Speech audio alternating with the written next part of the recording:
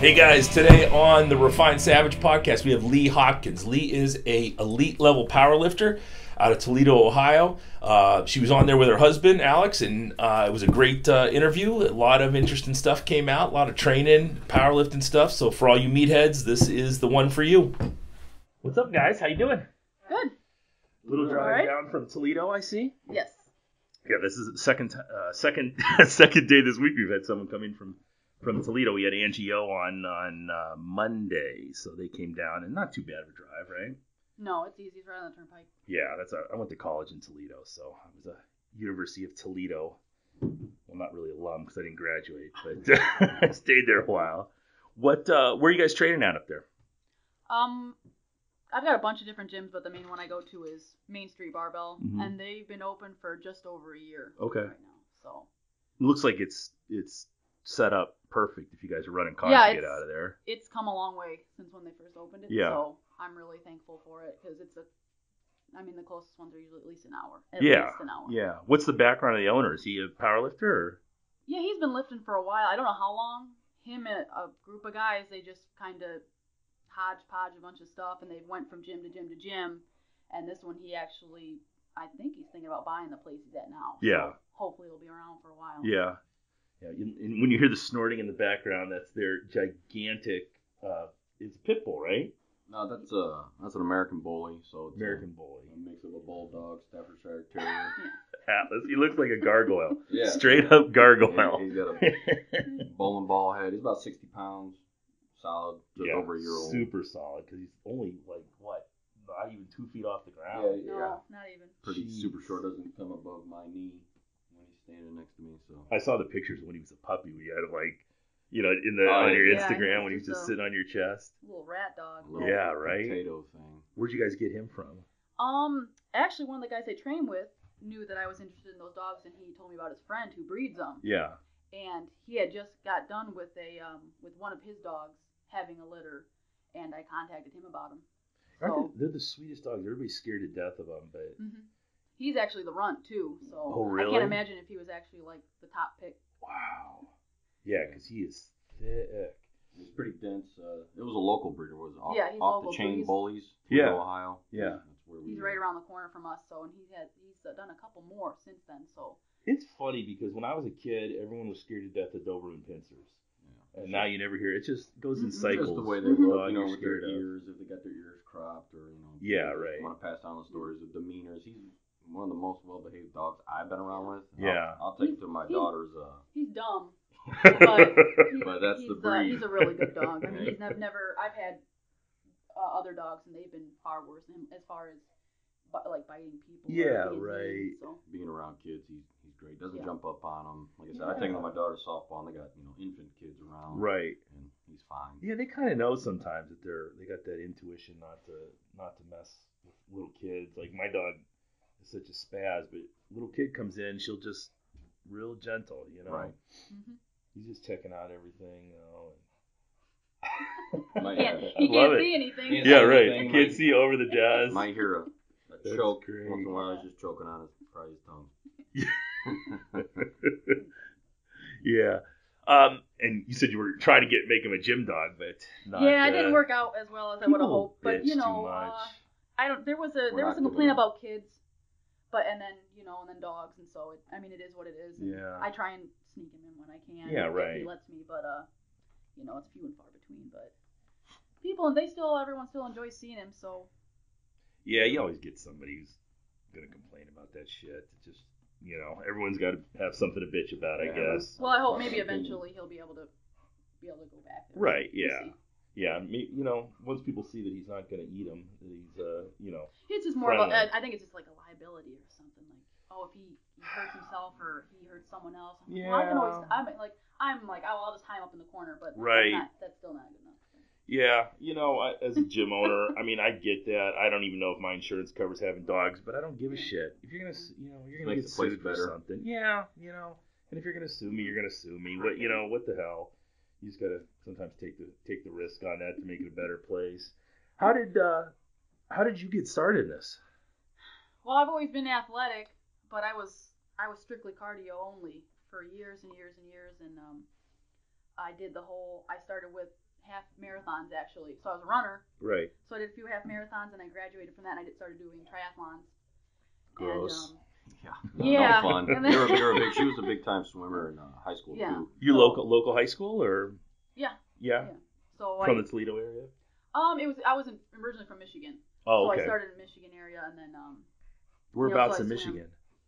Temperance, right over the border from Okay. Ohio. All right. So I started with swimming, but then I did running and swimming together, and then you put the bike in there, and I joined the Navy, and I went for the Navy diver program, so I was like really conditioned. Yeah. Could definitely, swim and bike and run just hours and hours and hours. What does Navy divers do? What do they do? Well, there's if I can remember, there's like 3 different types. Yeah. I believe, or something. I don't know if it's changed. This has been years. But I want to be in a salvage unit. Okay. So you go down and you grab and get stuff and you bring it back up. But I mean, unfortunately, it didn't end up working. I didn't make it all the way through. I did get medically discharged. But fine now with everything. But so that got me really into swimming, and just out of the Navy, I did a half Ironman. Mm-hmm. And ever since then, I don't think I've been on that same bike that I did the Ironman with. Oh, really? I couldn't. I trained for 8 weeks for that, and I trained 6 hours a day for that race. Wow. It took me 5.5 hours. Well, do it. I don't even know. Is that bad? Is that bad? Well, it was the first half Ironman they were doing in that area. It was in Texas. And I just remember the bike was absolutely terrible because it was all hills, and that bike took me like 3 hours. It's 56 some miles or something like that. I'll assume it was easy because I got really good at open water swimming. But that bike it just killed me. And then you're like, oh, now I have to run 13.1 miles.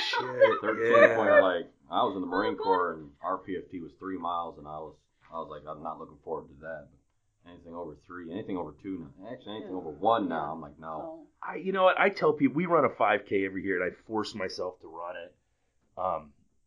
Just because I tell myself, you're an athlete, you should be able to run a 5K, goddammit, and I'm always last, But it's a different animal. I think if you can run a mile, if you can just run a mile and you're strong, I think you're doing all right, Yeah, well, while you were down there, she was down in Mississippi. Yeah. And that's where she kind of got into the crossover, the powerlifting. She got into a Wolfpack Athletic Gym or something. Yeah, well, after the whole Ironman thing, I'm like, I'm gonna start lifting again, and I really got into CrossFit, or Olympic lifting. I'm not good at CrossFit by any means. Right. I can't do half the moves. Right. And I can't Olympic lift because I don't know the technique. And I honestly, I'm cheap. I'm not going to pay $130 a month for a gym like that. I can barely afford the gym I'm at now. That's only $25 a month. Yeah. So I started with that, and then this awesome gym opened up down there called Wolfpack Athletics, and it was just. This is in Mississippi? Yes. And they ended up having this. I didn't know what powerlifting was at the time. I had no idea. And they started having this team, and there was 2 guys there. I can only remember one. His name is Donnie Moran. Mm-hmm. And man, he was super strong, and he kind of told me about. He was one of the gym owners, and these guys put together this awesome gym, and they did this powerlifting team. Yeah. And I happened to be okay at it, so I did the whole raw thing. That's what started me on it. I did a couple, I think 3 meets down there, all by myself. Yeah. Like, I wrapped my own knees. I, went there by myself. Yeah. I didn't know what the hell cutting was. I didn't know anything about the sport at all. But I remember that was my first meet was down there. It was called Iron Fest, I think, in Florida. Yeah. And that was my first ever powerlifting meet. I've always been a 148er. I did a 132 a couple times, but I think my first one was 148, and that's what really.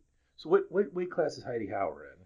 132. Oh, so yeah. She's one down. She could take on. Is it 1 down or is it 2 down? One down. She could do the one. I think she's done a couple in 148. Yeah. I've had her on the show She's a couple going for times. the world record, so I mean that's why she cuts. I'm assuming. Yeah, because I'm not good at it. I gave her shit about it the last time. I said, "Why you've done everything here? Why don't you go up?" Oh no, I should do that. Yeah, she's coming. Her and Kylie Ray Craig. She's a raw lifter. Yes. They're both coming out here in February to do a podcast. So that was kind of cool. They're both strong individuals. Yeah, right. It's pretty cool to see that. So you got into that, and then what got you into geared lifting? Because it's a pain in the ass. I was in Mississippi. I was doing the raw thing. Blah blah blah blah. I got divorced. I came back to up here where I'm originally from, and I I had already known about this guy years and years and years ago. Was Jason McNeck, and he had a gym at they had a gym, and I was like, oh, you gotta get in here, So that's when I went to their gym, and they're like, you're gonna be a geared lifter. So they pretty much straight up were like, you're going in the gear after you get done with all this stuff in this raw lifting. Yeah, you're going in the gear. Not turning back. Yeah, right, go gear. They gave me a bunch of hand-me-down stuff, and I've been in gear. How long is this? How long ago was this? This was May of 15 is when I came back. Okay, so So June I was in gear, and my first multiply meet was August. Yeah. So they're like, yeah, wow. you're in gear now. Yeah, because it takes. I've been in a bench shirt once in my life, but it takes a long time to figure that shit out, right? Well, I didn't know what I was doing. I still didn't know. I still am. Every day you learn something. Yeah. Fortunate for her, Jason. I think his best bench was almost 900 pounds. Yeah. Overkill, sponsored athlete, and so it was good for her to get with someone who's super. Him, Jason, Brian, and Joe are the three guys that have, since day one, have just been like right there by my side, telling me this is what you do, this is what you don't do. How to work been very helpful. I don't know how competitive they want to be. They've been doing meets. They've been competing. I don't know how serious they are with it, but they've known gear their whole lives, so they're pretty knowledgeable about it. And you just got back from the WPO, right? How was that?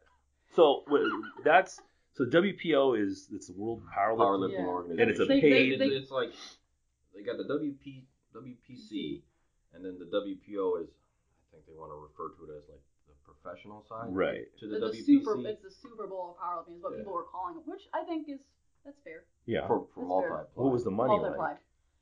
$200. Yeah. First place was $500. Yeah. I mean, nothing like the U.S. Open. The right. Open, nothing like that yet. Right. But it was good chunk. 1,000 for first, 500, couple maybe. $100 for top. Yeah, 30. yeah. So it powerlifting's starting to get that prize money. Right. To where they're drawing more people. Yeah, that's interesting. The problem with that is promoters can get people to come and lift for free. Yeah. So what's the incentive to? Right. But it's cool that someone has taken the reins and said, right. We're going to pay these guys, because the amount of time you put into it is. I came out of Pro Highland Games where I wouldn't go anywhere if they weren't paying my mortgage that month. Right. Yeah. So you got to pay the bills. The people that are fortunate enough to just do it as a hobby or whatever they want to do, good for them. But there's other people that you'll see posts of, I got to pay the bills, won't be able to compete. Yeah. It's like That was a big thing for me, is that this meet was so expensive. I didn't know if I'm like, this is gonna set me back. Yeah. What was it? Was it Orlando? Yeah. Yeah. And I mean, there was a couple bumps along the way with some misunderstanding and stuff, and I spent more than what I thought I was going to spend. Let's put it that way. Yeah. And the meats alone are just getting expensive too. I mean, this was $180, which to some people they're like, oh, whatever, here's the $200, or right, people are sponsored. Oh, well, here's $200. Yeah. And they got to stay down there for a week and a half. We stayed down there. We got there right in. We left that morning at 4 o'clock. I'm like, I gotta go back to work. Yeah, right. So these people that got to spend another 4 days, it's like I wish I envy it, but I gotta work still. Lounging by the pool while you're. Yeah, I'm already back in the cold at work. Yeah, that's brutal. So how did you do down there? A lot better. This is the first meet ever, at least since this guy has known me, because he's been there through it all too. Yeah. Introduce this gentleman here. So there's the strange voice on the microphone. I came back. I came back to Ohio in May, and I think I started dating him in May. Maybe June. Maybe June.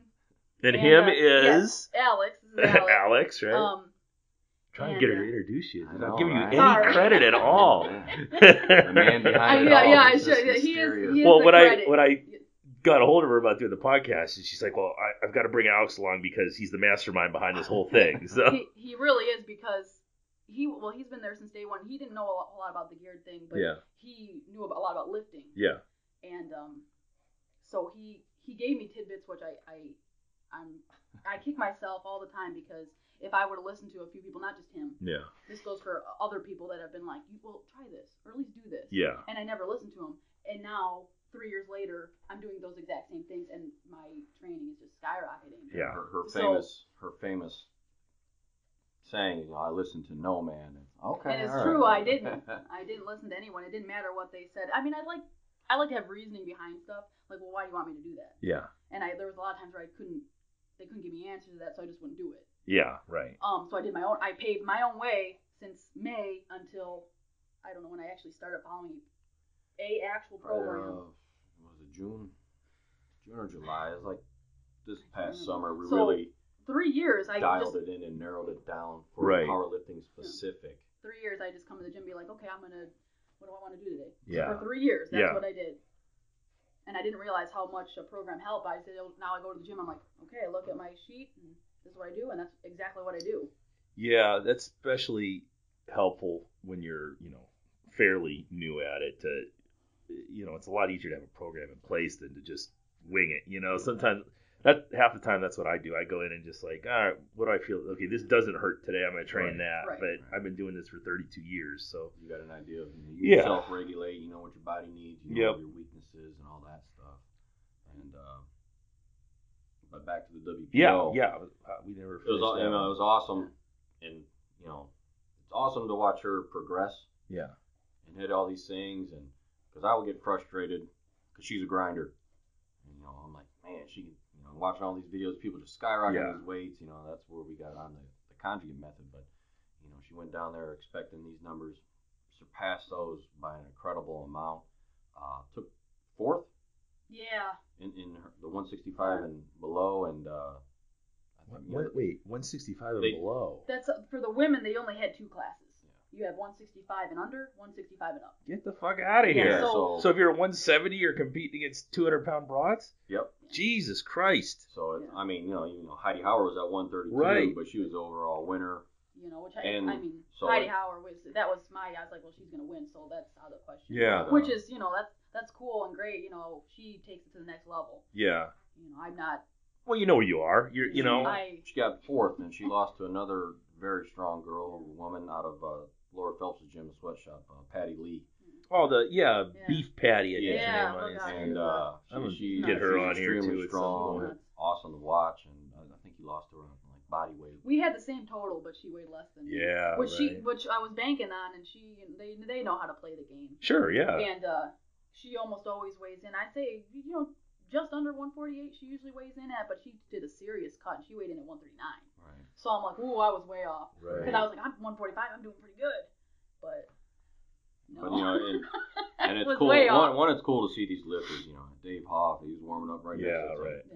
Bar loaded to the end, and all these top tier female lifters and male lifters, and then to see the women's results with the top 4, 3 out of the 4 girls were from the state of Ohio. Yeah.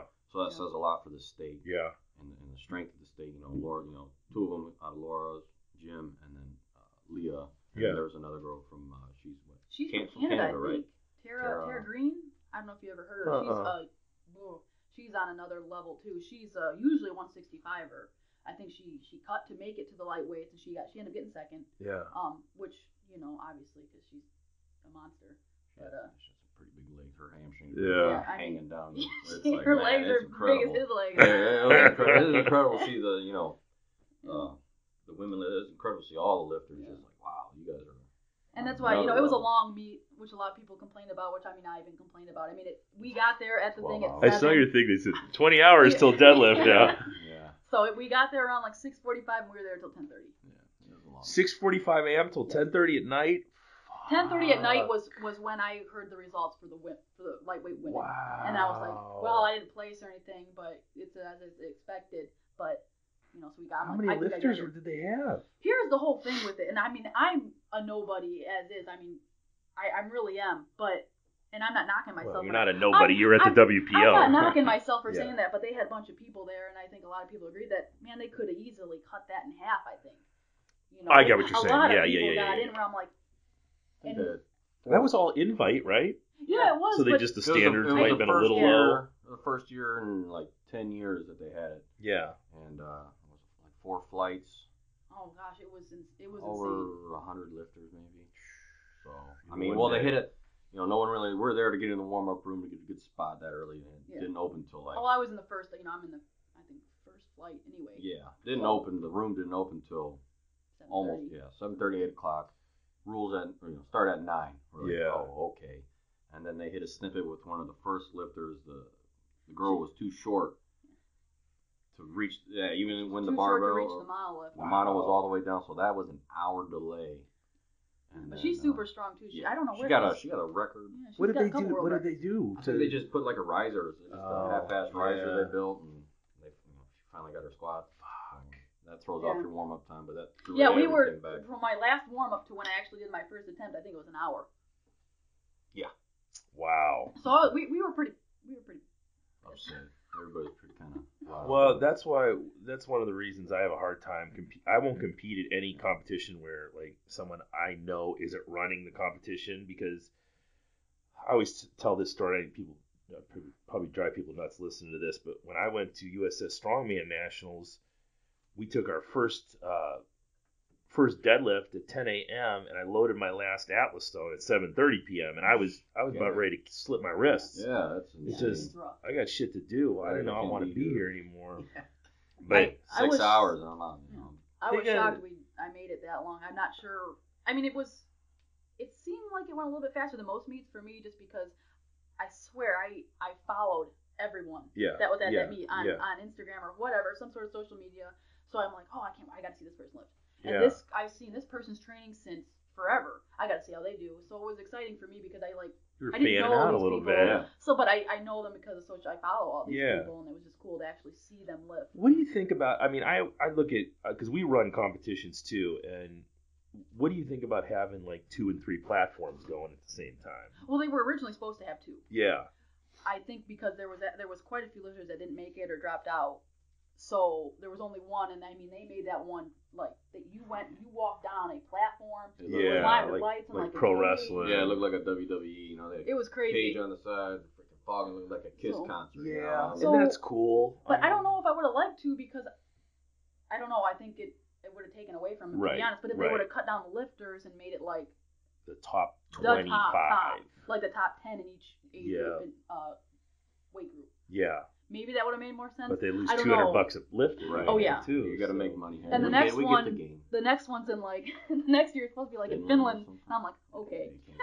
Well, you got time. Can't make that one. So it's I don't know what a flight to Finland would cost, but man, you gotta do that. I'm gonna start saving now. Yeah. I'm gonna start saving now. So get a sponsor. Someone will fucking sponsor. Well, actually during we had reached out to Rudy for Overkill. He reached out. This is another man behind the scenes. He reached out to Rudy for Good. I contacted him, and just me. I'm like, well, you see people get sponsored. Yeah. And you're like, well, how do they get sponsored? You look at their numbers. You look at their performance. Substandard maybe, whatever. So it's like, all right, like big company like Inzer, yeah, we'll sponsor you. I'm like, you look at her numbers or other people in the top echelon. And you're like, all right, whatever. So Jason, he's sponsored with Overkill, and Mark. I don't know if Mark Chiero. I trained with him too. I don't know if you know. He's a 148er. Yeah. He's a 148er. He's got the all-time world record squat of like 810. 10. Yeah, he's insane. God damn. He's insane. And so he's an Overkill gear guy. And so I reached out to him and said, hey man, what are qualifications for being sponsored? He thought I was referring to myself maybe. And I was like, no. I'm talking about my fiance, Leah. Right. Female. Great. He's like, oh, we're not interested in sponsoring you, Alex. Yeah. Who are you? You don't have any training. You don't post any training videos or anything. I couldn't even find you on Instagram. Man, I don't do Instagram. It just puts my blood pressure through the roof sometimes. But he's like, okay, let me give her bio, this, that, and the other thing. And we were in contact for a couple of weeks before the meet. He's like, everything's looking good. Yeah. Her performance, if she shows up, it's pretty much a lock-in. I was like, all right, cool. No added pressure or anything, Just, right. Just do great, top, place, and then you're sponsored. But she did really, really well. Got sponsored by Overkill. She's a sponsored Overkill. How are they with sponsorship? Are they going to cough up cash, or is it? I think it's equipment? Just the gear. Yeah, which is expensive as well. Yeah, you're looking at $1,000 to $1,200 anyway. His gear is what I started with. But he wasn't making it at the time, so I've never been able to find any. Yeah. So I've been using, hand-me-down Overkill stuff for a little while. Squat suits, benches, yeah, that kind of stuff. The squat suit never fit me. I ended up giving that to somebody, and then I've used his briefs the whole time. His deadlift suit's probably my favorite, of course. That was somebody else's. I had to give that back. So that was like one of the first things I ordered from was like I have to get this deadlift suit before something happens, and I just have to get this. Do they do the suits where they kind of zip tie you in now? Is that what she has? No, they had the Inzer came out with the corset looking suit. It used to have zippers, Pro. And I used a zipper one in it, and I used it at my first Arnold, and it blew out on me in my squat. So it wasn't not a good. Other people not a good experience. Blown out on. I think Brian Carroll has blew out on his on some big time squats. Now it's just lace, which that's the one I use. Lace. It laces up. Oh, laces up. I'm like, how the fuck can you get anything out of lace? It's adjustable. It's got 3 sections on each side. Kind of towards the top, in the middle, and in your legs, and they got the OG Leviathan canvas, and then they got the Ultra Pro, which is the black lace string suit. That one's gone too. It's more forgiving, maybe. Right. I don't know.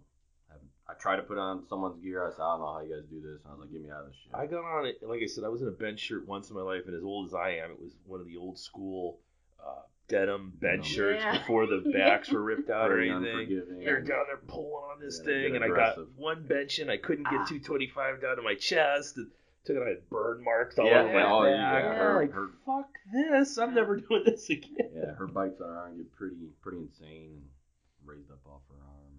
And I'm like, it's definitely different. I still don't like it, but having to rely on people for help is just maddening. That's a pain in the ass. Because I need at least, if I go to a meet, I'm like, okay, well, I need at least 2 of these guys. 3 people. 3 would be nice, but at least 2 a person. I mean, that was a big stressor for the WPO because asking someone to come on the floor to help you at a 12, 13-hour meet, that's a lot to ask for because, hey, not everyone's made of money. Yeah. Room and board. And I'm like, I couldn't offer a lot. I don't have a lot of incentive for these people to, for my teammates. Social media exposure, though. Well, if people are out there listening, we need some sponsors here, with money, not with T-shirts, because I can sponsor with T-shirts, but let's get some cash in our hands. So you went down there, fourth. I mean, like I said, fourth at WPO is great. I'm not discrediting myself. My total was what I wanted. What was the total? 1384. Okay. Or something. So awesome. So we're looking at what was the squat? Was 584. Bench was 336, and then 462. 462. Nice. Yeah, I think I failed one of my bench attempts, and I failed one of my deadlift attempts. Well, that's not bad though. The only bummer was I really wanted a 480 deadlift, but I mean, it just wasn't there. It was a long day. I hope that's what the reason was. Yeah. So. Deadlift your best event? No, I mean squats probably. Yeah. Gosh, everybody loves squat. Everybody loves squat, and I see tons of everybody's posting their squats. I'm like, I'm sick of seeing you. Right. Yeah, we get it. Yeah. You're good at squat. Well, that's why you've got a 225 bench and a shirt. Yeah, that's true. Yeah. And I'm not saying my bench is anything crazy, but I mean, I'm warming up on your max, so I'm doing something right. Yeah, that's the gear, and then with the gear, it's not just the meat, but you got to train in that shit too. So I mean, it's hard to train gear when you're by yourself. The thing is that people, at least I see a lot of girls, maybe not so much now, but when I first started, people get in the gear, but they're not already strong raw. Yeah. And I think that's what they forget. They're like, well, if you're, I don't know. I mean, you have to be strong raw too. Still, it's not like I'm in gear every time I train. Right. That's not how it works. Still have to have a good solid base. You'll see a lot of the older school guys. Like Brandon Lilly, like you had here earlier. And Matt Wenning. They'll talk about the show. We'll talk about the raw and the gear, and they're like, well, yeah, they're in gear, but this guy was still benching 600 pounds. Yeah. He was still squatting 800 pounds. And now, this new movement or trend or whatever you want to call it, they're like, well, I don't have to do that work because I have the gear on. Yeah. So, they take all that off. They're benching. And mechanics are totally different. Squatting 400. Everything. Every lift of mine is totally different from raw into gear. Yeah. Right. I'm not saying it doesn't transfer. It just, my bench is what I'm really trying to hammer, I think, for this next cycle is what I really want to do is, because without question, I should be benching 350, 360, and I get to a meet usually and I choke. Because my little secret is, I joke about all the time, actually, I hate competing. Yeah. I absolutely hate it. I love to train. I hate competing. Why do you hate competing? I get in my head. Anxiety. Because if everything is not like lined up like perfectly, and I'm not saying perfect lifts, I'm just saying, okay, I have this person for this. Wrap I have knees to help hand off. Yeah. Trust me, I know. I see it firsthand. You know, those last 8 weeks, man. It's woo. This is the first meet where I didn't break up with him, so it's good. That's right. Yeah. That's usually happens every time. I'm like, I end up leaving him. At the Arnold 2 years ago? Yeah. 2 years ago, the night before, we were staying at my buddy's house who lives down there. She broke up with me. Yeah. She's like, I'm done with you. I'm going home. Yeah, I want to go home so bad. She stayed up in the bedroom, and I'm like, whatever, man. You hit the couch, and I said, you're not going anywhere, because I drove. Right. You're going to get your ass up in the morning. You're going to do with me. I don't care if you don't want to be with me after that. That's fine. Alex, you're a patient man. Yeah. I am. I do have. And that was my best meet to date. And she went 9 for 9 and had an incredible day. You need to look at competing as it's a reward for all the shit you do. Not there's no pressure. There's no world peace involved with this. If you fuck up, you fuck up. Right. You're right. And I mean that happens. I mean I've definitely failed a couple lifts, and I mean I know it's not if, it's when. Yeah. And I have no problem telling myself this. I don't know why it's so hard for some other people to grasp, but I will never be number one, and that's fine with me. Like I'm not going for world records. I'll never get to a world record. I'll never be a Heidi Hauer or a Laura Phelps, and that's fine with me. I'm okay with it. I got my own goals, and I'm just trying to, so that's why I don't think meets should be as big a pressure on me. But for some reason I caved. I remember when I was competing, I would routinely tell myself, I would be in the back of the circle getting ready to throw, and I would just say to myself in my head, this doesn't fucking matter. Just another day. And boom. I'm a powerlifter, and I'm a nobody. Nobody knows. I was a Highland Games. Right. I was a guy throwing rocks in a field, I mean, there's nothing to it. There's no stress. I mean, at the end of the day, it's still a hobby. You and I have the same mentality. It's just another day, man. Yeah. Just go out there and do what we do, and to her, anxiety kicks in for whatever reason, gets worked up about stuff, and you just I try to just be there. Hey, yeah, it's fine. It gets you with like a sports performance psychologist to just talk you down, maybe that's what I need. I mean, even at all the guys on my team, gosh, I know that they've hated me a couple times just because I've yelled at them and I've given them so much crap over the years. I think I just saw recently with Dave Tate when he would handle Chuck Vogelpool. He was so intense, but he's like that. He said what you saw on the outside didn't compare to what was going in his head. Yeah, it takes a lot of energy out of a person to keep someone else in the zone and ready to go. And I didn't lift that day, but I was pretty tired too, and the weeks leading up to it, but I get it. So it's not like a. It's good to have that. It's good to have that person that's just there for maybe not like moral support type just person. Just a target to throw shit at. Someone who I can yell at who's just gonna walk away and be okay and come back and realize this isn't my fiance. She'll be back in due time. I let her know that the doors they work. Both the front door and the back door are working. If you don't like it, there you go. But some people have that. We can look back that luxury. It's almost like a luxury. Some people at meets, they have that. Sometimes they're married or not married, or whoever, boyfriend, girlfriend. I think it's good that they can have that type of person. Oh yeah. Especially if you're patient like Alex, who knows that this isn't you. Right. You'll be back, and this is just part of the competition. Yeah. It's pretty much you get the first squat out of the way, and then she's fine. Right. She's mellowed out. Get those first attempts out of the way, and she's good. Yeah. Well, like I said, you should really look into you don't have to go like a sports psychologist, but there's plenty of books out there because that could be the next part of your game, is dialing in that mental part of it. Because I sit here and listen to you say, I'm never going to be this, and I'm never going to be that. Fuck that nonsense. Right. It's all in your head. You are from the same gene pool as Heidi Hauer. There's no difference, that it's there. It's there somewhere. There's a couple little, still more tricks I could do. If I could really be, I can't say that I'm 100% into it because I'm unable to be just because of work and where I'm at. Because of life. Because of life, I can't be 100% invested into it, which I wish I could be. I'm jealous people who can just wake up and this is what they do. 31. Okay, so you still got plenty of time. I've got plenty of time. Like I'm just gonna keep chipping away, and however far I get that's how far I get. What do you do for a job? I do security right now, and I just security for what? For a hospital. Okay. But I just took another route in life, and I signed up for classes so that I can go to and be a fireman. So. Really. So there's another life hurdle that I'm gonna try and do this for the next year, and lift. So. Yeah, just more on your plate for sure, right? But because powerlifting isn't gonna, as much as I want to, it won't pay the bills. Very few people are able to use it to make a career or a living or retire off of. I mean, even Dave Hoff probably isn't making bank doing that. Right, you get like seminars and shit. Yeah, that only goes so far, and then especially, and I don't know Dave Hoff from anybody, but just because you squat, 1234, you need to be able to, and maybe he does, but you need to be able to put that out towards crowds and let them know, give them a good seminar. Get people interested. You got your Mark Bell out there, but they came up with equipment and gear and. Yeah, Mark's a businessman. The knock on him was always, well, he wasn't that great a lifter. He had a big bench. Who the fuck cares? Right. He's doing it. And I think it's relative. That's a good example of someone who wasn't going to be a world champion, but you parlay it into something else. And what's your definition of a good lifter? Right. Who are you comparing it to? That's all.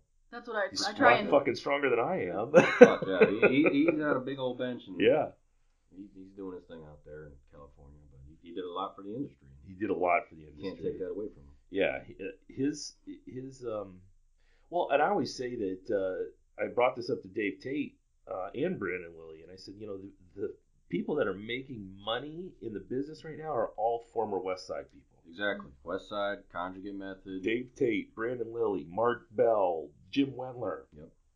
They all come from that pool. It's like Laura, Laura and Shane. Yeah, it's like all the successful NFL coaches. You trace their roots back. Yeah. At one point in time, they're all a group together. Whether Bill Bell or Bill Parcells, the head coach. Right. All of his assistants, Urban Meyer and Bill Belichick, all those guys were assistant coaches together. Yeah. At some point in time, and then look at them now. So. Yeah, and those were all old school West Side guys too, for the most part. That's one of the things I've been looking at lately is I'm not sure how much of success for people in lifting is the actual system you're on versus who you're training with and what kind of environment are you in. I would almost argue that everything fucking works. Yeah. Because you look at guys, I've been down to West Side probably half dozen times over the years. I went and saw Boris Shako speak at Ashland 2 years ago. Their systems are completely fucking different. Mm-hmm. Shako is very much do the main lifts, a little bit of auxiliaries. Louis is do all the special exercises in the world. They both get great success. Right, it just comes down to everything fucking works. Right. But who are you training with, and what's the environment like? What's your brain? It's personal preference, I think, and I'll tell that to anyone who's ever asked me. I'm like, this is just what possibly worked for me. This is personal preference, strictly. Done this for this long and it worked, and then you hit a plateau, and then I switched things up and did this, and if you're destined for greatness, it'll happen. Yeah, it's just a matter of time when. And training partners. Key, just that environment. For me, I need the training. I'm not the most intense person, and she's way more intense than me, so I'm just like, whole hum about some things, but every once in a while I'll ramp it up. Yeah. And then we had just hooked up with a couple friends of ours from the Columbus area, Billy Dietz, who introduced us to Anthony Oliveira.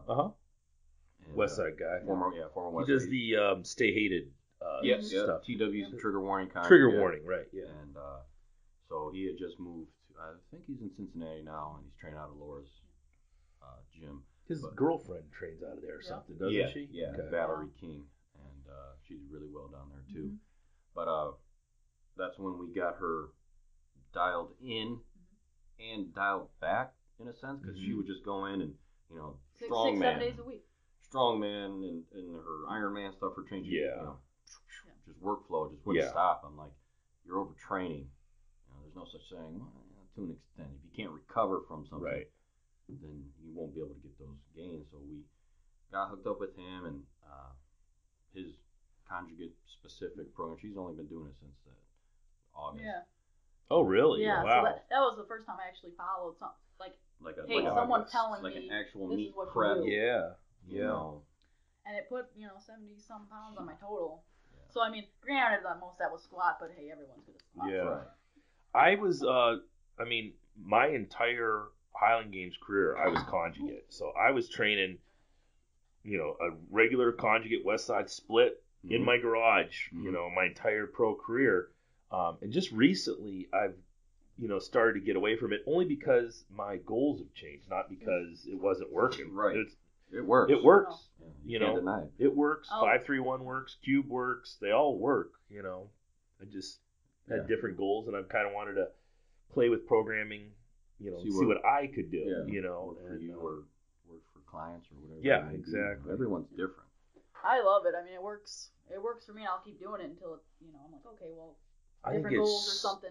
If you're enjoying it, I think it's super solid. I like, and I never thought I would, which is why I stayed away from it. 'Cause I'm like, 4 days is not enough. Yeah, she's number one. 4 days isn't enough, and this stuff is not going to be enough. That's it. She would look at it. She's like, that's it. That's all I got to do. I said, yeah. And I go in, and at the end of the day, I'd be waiting for those speed days or those dynamic effort days because I'm like, I don't want to be here. I hurt. I'm sore. Yeah. And now I go in and I spend 2-3 hours at the gym, and now I'm in there for an hour, and I'm like, oh, we need to get out. But you're moving for an hour. Oh, you're moving. Like I don't stop. Like my speed days might be different than someone else's. Like I get in there, I hammer it for an hour, and then. When I was training with the kid out there, Zach with his shirt off, the one that said we would train together, and you're literally taking 10-15 seconds between. It's terrible, man. I'm sucking wind after set too. I'm like, that's terrible. He showed up when he showed up here. He was over 300 pounds. Really? He was like, I'm dying. I can't do this. Sitting on the bench, I'm like, get up. It's your set, dude. Let's go. I don't want to. But that's how But I'm so conditioned for it. I mean, it still sucks. But that's great. The beauty of my conditioning is that I can do more than one rep, and I'm not like, oh my gosh, I have to sit down 15 minutes. Your base is so much higher than every meathead who comes into that program, But I still, until I get a couple, and I'm just saying a couple as in maybe 3 weeks out from a meet, shouldn't be like that, but it's just how I am. I'll still do my. Here's a story. I'll still do some of the cardio stuff. Yeah. I love strongman stuff. Yeah. And I love what I can do with CrossFit. I still do that stuff because. I'm never gonna stop doing that. But that's not long distance running. It's not. No. But the way her mind works, I'll give you an example. It's a week before the WPO. The biggest meet of her life or whatever. Just exposure and her competitors. I caught her. We were all training, and I turned around. I didn't see her for a while. I caught her attempting to do Atlas stone loads. Not with like a little bowling ball, like 200 or 220 or whatever they had. And I said no. No, stop. Put it down. Yeah. She's like, she just always wants to do something. Have you thought about getting into lightweight strongman? I would have liked to, but the problem is there's not any good gyms close. I mean, our gym has some of the things. The problem is that the stuff that we have available is too heavy for me. Like we have 200, 220, 240, 268 How fucking pound far stones. are you from? You ever heard of Strength Depot? Yes. Strength Depot. It's still about an hour. It's in Livonia. Oh yeah.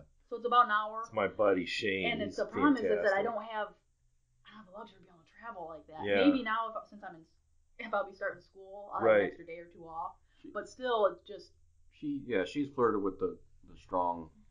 Strongman event. I'm sure Shane will hook you up, and you're more than welcome to come out here and train. It's only an hour away. If you can come out once or twice a week, more than welcome. I would love to get into that kind of stuff. I mean, I know I can fit it in right now, like when I'm not doing anything. Right. It's easy to just, have a conditioning day or 2 conditioning days where I do, the strongman events type of stuff. Yeah.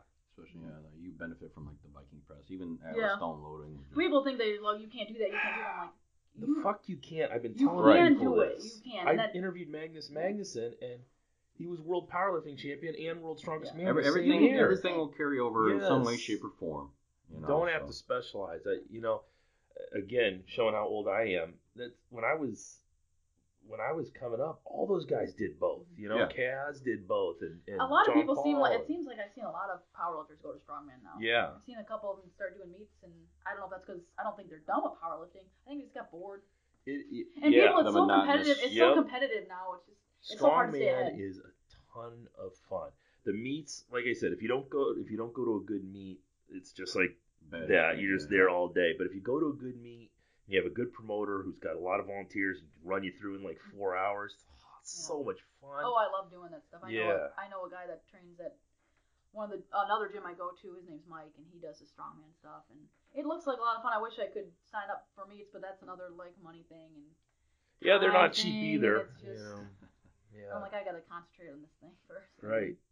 Well, once you get on that fire department, 48 hours off. All right, yeah. Whatever the great schedule is. Maybe it'll open up some time. I don't know what it'll. And then you're training while you're working too. They all have gyms, That'd be nice.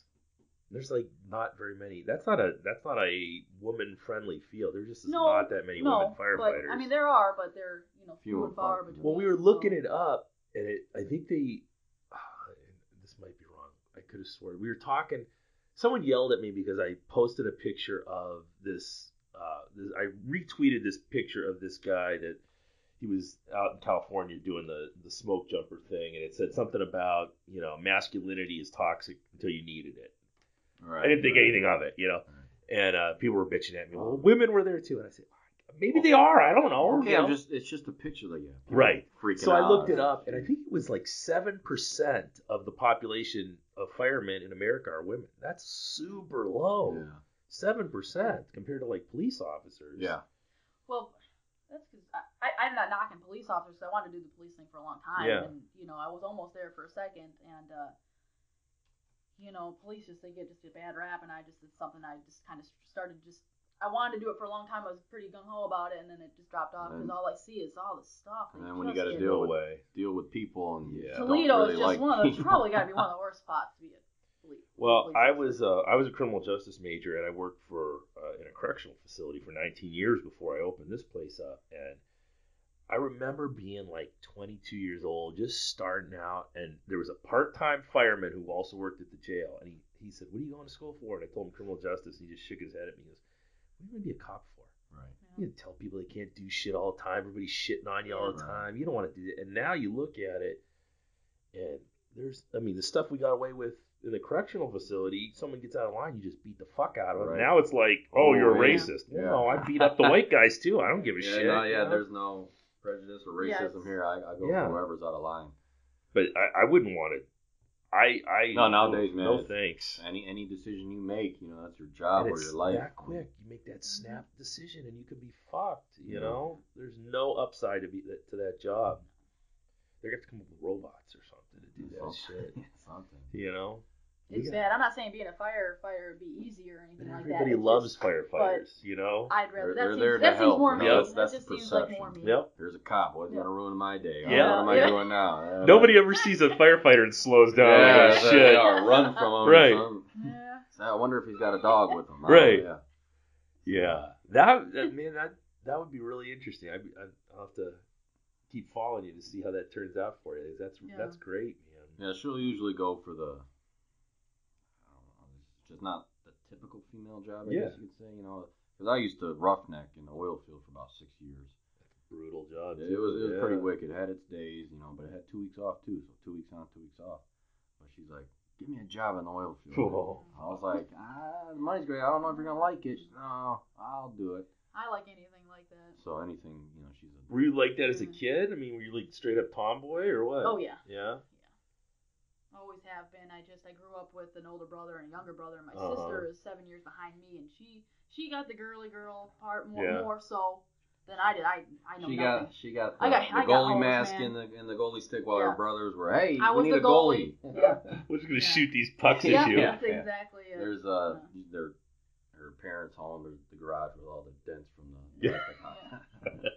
Yeah, we used to play. When we were brothers, we played football. They both played hockey. I never did. The most girly thing I did was swim. Yeah, right. So I just have always been tomboy. And, Mom just so upset. She tried her best. Yeah. Bless her heart. Yeah, she tried. She couldn't. No. That's cool. So what are you gonna train for next? What's coming up? I have definitely signed up for the Pro-Am, so I am in the Pro-Am. That's the Cincinnati one? Yeah, I have been trying for 2 years to do this meet. The first year, I topped out.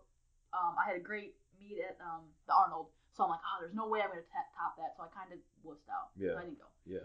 And then this year, I was signed up. I actually got invited, so that was a huge deal for me. Yeah. I let everybody know. Yeah. I got invited. Laura messaged me and invited me to this meet, right. so I was super excited. She holds her in high regard. Yeah. So, you should. I was just like, I signed up that day. I got early registration. It was just It was waiting. awesome. Yeah. And then I find out that my sister's getting married the same day. Yeah, her sister had the great idea to get married. Thanks She's like, people, for that. man. She even told me. So She even told me. Yeah, She's right? Like, she's like, you don't have to go. She's like, I know how important this is. And You don't have to for a go. second there, I was like, for a second, I'm like, can I Okay. pull off doing both? Yeah. So I ended up, obviously, went to my sister's wedding, and which was great. I don't regret not going by any means. But once again, Laura, bless her heart, she invited me again, so I definitely signed up. And I missed my brother's wedding for a Highland Games. North I almost, Championship. If I wasn't, hey, at that level, you if can't. I wasn't the Yeah. maid of honor, I would have said no. Yeah. Because I am not one to wear a dress. I'm not one to wear makeup. I actually had to pay and get fake eyelashes, and I had to pay for a dress. And Did you recognize her? I was taken back. I was like, God damn, she's hot, man. She's attractive already, but it's like, I've never seen her like this ever in years. Honey, could you keep those on? Right, yeah. I mean, hairstyle was pretty similar. Yeah, I always have my hair up. My hair is very long, so I couldn't tell in your pictures if you had short hair or long hair. No, I mean it was past long. my waist, and then I got it like a foot cut off. Yeah. So now it's like I don't know, not really, but maybe super long. Yeah.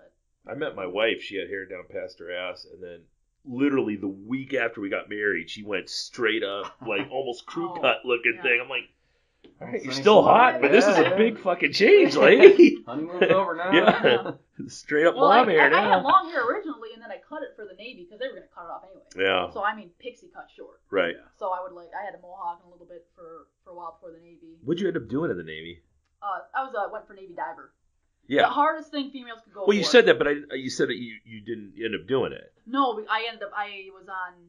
You got injured. Yeah, I don't know what they call them. Foot. I don't remember what they call it. Was it PCP medical? I forgot the name too. Yeah. Like I said, I was in the But it was for Marine 9 Corps, months. I was in like physical therapy. Yeah. And I finally was like, you guys, I'm out of here. Yeah. And they let me go, and I still had all my benefits and everything. So, Okay, gotcha. And I was getting married at the time, so I was like, whatever, you can stay in the military. Yeah. I'll get out. What'd you do in the Marine Corps? I went out of high school, 18, and then my MOS, I wanted to do the damned consulate security, security forces, but I had some, they don't tell you the small fine print. Right. So when we were getting screened, like I had a tattoo in the back of my arm that's probably like a half inch below one of the uniforms. They're like, oh, well, you can't qualify. I'm like, man, what the fuck, whatever. You're going to be a 0311 infantryman. I said, fucking gung-ho, whatever. But going through these screenings and stuff, I got selected to go to the Marine Corps barracks in Washington, D.C., and then eventually, when I got a little bit bigger, got selected for a tryout for the body bearers, world famous body bearers. What you saw at President Bush's. I don't know if you watched. Yeah. Okay, the Marines on the casket. Yeah. I did that for the Marine Corps. No shit. So, Wow. I mean, I was part of Reagan's funeral. Really? But not on the casket. Yeah. But we work in Arlington every day. Yeah. And so we trained with caskets, lifted weights, and that was pretty much it. Yeah. And flag drill. And so I did that for a few years and got about, I think, just shy of 300 funerals. Wow. I mean, I've known guys that I served with that did upwards of 600. Yeah. Surpassing that. There's another guy who's big in the strength world, Alan Thrall. Oh, yeah. I know that I've seen him on Instagram and stuff. Yeah, I'm pretty sure he was in the Marine Corps Body Bearers too. So it's like a little section of 15 to 20 guys, and I was the smallest one, and these guys were just animals. I'm like, body bearers. Yeah, body bearers.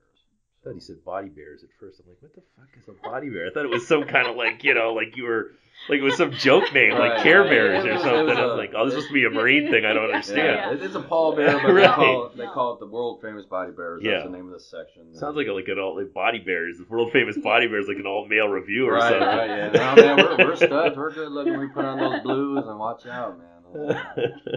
So that's when I got into heavy time lifting. Yeah. I got up like 250 in the Marine Corps, and then I got out of the Marine Corps, came back home.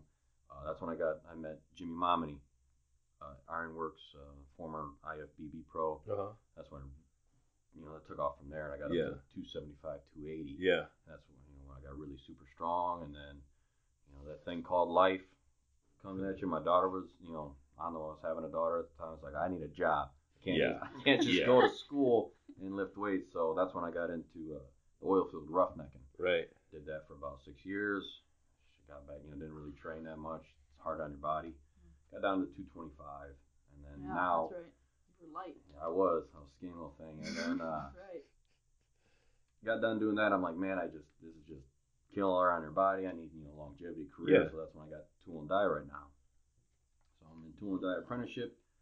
So now, still getting back. That's not many people doing that anymore, man. No, that's tool and die apprenticeships. That's a dying career right there. There's not many people behind me to replace the guy. It's a lot of fucking work. It is. It is. It's a lot of work. Going to school and working and not having any experience in the industry.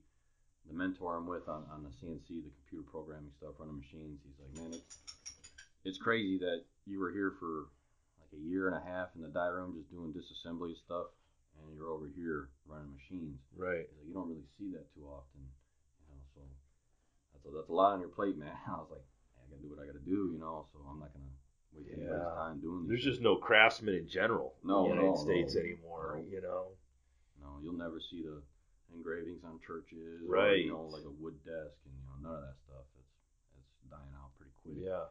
But that's what I do now, and train with her. Dig it. That's all we do is work and train. So we're getting. When does Laura's meet? Cincinnati. Sorry, it's in April. April. Yeah. So will you do the Arnold too? You won't do the Arnold. I want to do the Arnold. I am telling him, I'm like, like every once a week, I'm like, hey, I got to do both. Yeah, there's a post she made like just after the WPO, like a couple weeks, and she got invited to Laura. She's like, Arnold or Pro-Am? And everyone's like, Pro-Am, or she's like, Arnold, Pro-Am, or both. It's like at a tie right now. Mm-hmm. But the problem is the XPC has gotten very expensive. I swear the first time I signed up it was $120, and now it's $200. Woo! But they're giving away money now. Yeah, I had Dan Dag on the podcast a couple weeks ago. What a good dude, man. He is a really nice guy. But they're going. So I'm like, is it worth it to go? Because I'm like, well, am I gonna have any competition? Because last year there was nobody. Yeah. There was nobody there, like at least for multiply. Right. Which there never really has been. I feel like multiply is kind of dying. It is, man. For the XPC anyway.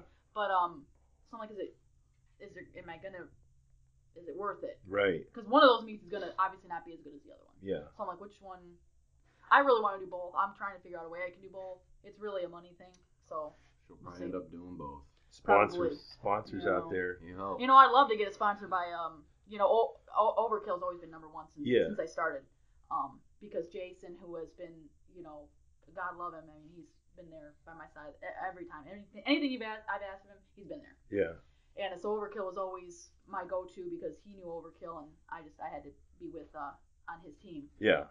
But Live Large is my next goal. Yeah. So we'll see. You're out there listening. Is Live Large is that gear too, or no? I know they do it's T-shirts, just apparel. Just apparel. Yeah. Okay. But will he give you money or just apparel? Yeah, I see him at almost every meet I do in Ohio. I got to get him on the podcast because I heard he's a fantastic dude. Yeah. We met a couple times, and Aaron White, TNT Strength, he's kind of got an eye for her about come on out to this company. Make sure they give you money. That's what I thought. I'll take a shirt. I love free shirts, I know, man. but what's that up with doesn't the pay entry the bills. fees? Am I good? Am I just coming in? If I could get paid like entry fees, I mean that would obviously help out a lot. I wish I could do meets every 3 months. I wish I could do meets, but there's got to be people outside. I would go outside of powerlifting. There's got to be some fucking car dealer that is gonna go. Oh, you need $1,000 to get to Finland. Oh, I'll just write that off on my taxes. I said that's when you need to do your hashtags correct. Yeah. Call people out. I've never been good like with the social media and these people know how to work the system. Yeah, they sure do. And I'm like, man, you're famous because I'm not one to do selfies. Right. Like with my shirt off, and I'm like, my parents see this stuff. My dad follows me. My mom follows me. If you're not half naked in your Instagram, you're gonna get way less. And I'm like, if you that's how you do it. Yep. That more power to them. I'm like, I can't do it. I don't know. Yeah, it was a brutal arm day with their ass. Yeah, right. It's like, come on, man. I always tell my wife it's funny. Anytime for the brand, these guys out here take pictures of me while I'm lifting or something that I posted up later. There's a picture with me with my shirt off. I'll get way more hits. They're all fucking dudes. Yeah. All dudes. It's like, what is going on? I'm securing my perverts too, but man. Like, what is going on here? Yeah, it's here? crazy. You go through all these videos, Yeah. This girl's squatting 135 pounds, and she's got damn near 600 pounds. Right. And she'll get 200 views. This one's got 4,000. Yep. She's like, what the heck? I'm like, You're what is she wearing? Naked. Oh, she got like a damn thing up her ass. Yep. Tits hanging out, whatever. It sucks. But she won't. That's like her and there's a few other girls that they just no. We're not gonna go that route. We're gonna put in the work, and we don't. It'll eventually it gets noticed. It just takes longer. Yeah, you're absolutely right.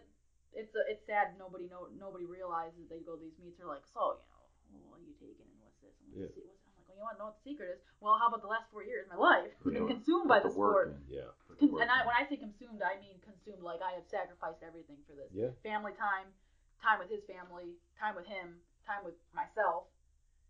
I mean, I've sacrificed days at work to go to these things. Sacrificed money. I didn't like the job, but the money was great. And I did it for 9 months, and I quit because I couldn't do powerlifting. Yeah. And I was making enough money to where he wouldn't have to work. And I said no, and I quit. And you only got one chance of doing this. So when I say that I'm like fully committed and this is what I do, that's all I have. I made that choice that hey, if people they have kids and they have family and that's not they can't take it to that level. I guess sometimes some people can, some people can't, but. They're like, don't you want to do this? Don't you want to do that? I'm like, no. I was 17 years on the pro circuit, and for that entire 17 years, I was poor as fuck. Right, I'm gonna be. That's just how it is, and that's fine. But I wouldn't give it up. No, right? No. There's time to make money later. Yeah, that's fine. Money will always be there, but. Yep, that's it. I'm not gonna be able to keep doing this. If we have sponsors out there, hit me up, and we'll get you in touch with Lauren and Alex, and make sure. We get her. I want to make sure you get you to Finland. That's the key. So. I think we can make it happen. I'm just gonna. Yeah. Finland or. Oh Lord, Finland. Oh, try to expand the multiply scene into the west coast. I don't really. If they could make meets closer, like some. No, they have great meets.